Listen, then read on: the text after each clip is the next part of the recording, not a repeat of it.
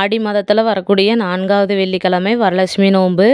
நான் வீட்லேயே சிம்பிளாக என்னுடைய தாயாருக்கு பூஜை பண்ணதா காட்டியிருக்கேன். தக்காளி சாதம், புளி சாதம், தயிர் சாதம், பொங்கல், கேசரி, பாயாசம், சுண்டல்னு சொல்லி பிரசாதம் வச்சு சாமி கும்பிட்ருக்கேன். மகாலட்சுமியோட கடாட்சகம் இருந்த பொருட்கள் எல்லாம் என்கிட்ட இருந்துச்சு. அதையும் எடுத்து வச்சுருக்கேன். என்கிட்ட இருக்கக்கூடிய எல்லா பழங்களையும் எடுத்து கூடவே மழைநீலியும் வச்சுருக்கேன். மகாலட்சுமி விளக்கு, குத்து விளக்கு, வெள்ளி விளக்குன்னு சொல்லிட்டு எல்லா விளக்கையும் எடுத்து ரெடி பண்ணி வச்சுருக்கேன். என்னுடைய பூஜையில் சங்கு, சாலக்கிராமம், கோமதி சக்கரம்னு சொல்லிட்டு எல்லாமே எடுத்து வச்சுருக்கேன். மகாலட்சுமி தாயாரை வழிபடும் போது இதையும் எடுத்து வச்சு நம்ம வழிபடும் போது இந்த பொருட்களுக்கும் பவர் கிடைக்கும். இந்த பூஜையிலையும் குபேரர் சிலையை வச்சுருக்கேன். அவருக்கு ரொம்பவும் பிடித்தமான ஊறுகாயும் வச்சுருக்கேன். அவருக்கு குபேர விளக்கும் ஏற்றியிருக்கேன். எங்கிட்ட இருக்கக்கூடிய நெக் செட்டெல்லாம் போட்டிருந்தேன். என்னுடைய தாயாரை பாருங்க, அவ்வளோ அழகாக இருக்காங்க. அப்படியே மகாலட்சுமி தாயாரே என் வீட்டில் இருக்க மாதிரி இருக்குது.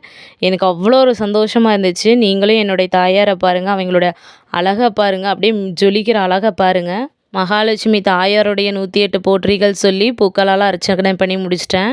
ஃபுல் வீடியோ அப்லோட் பண்ணுறேன், பாருங்கள். நீங்களும் இந்த வழிபாட்டை செஞ்சீங்களான்னு கமெண்ட்டில் சொல்லுங்கள்.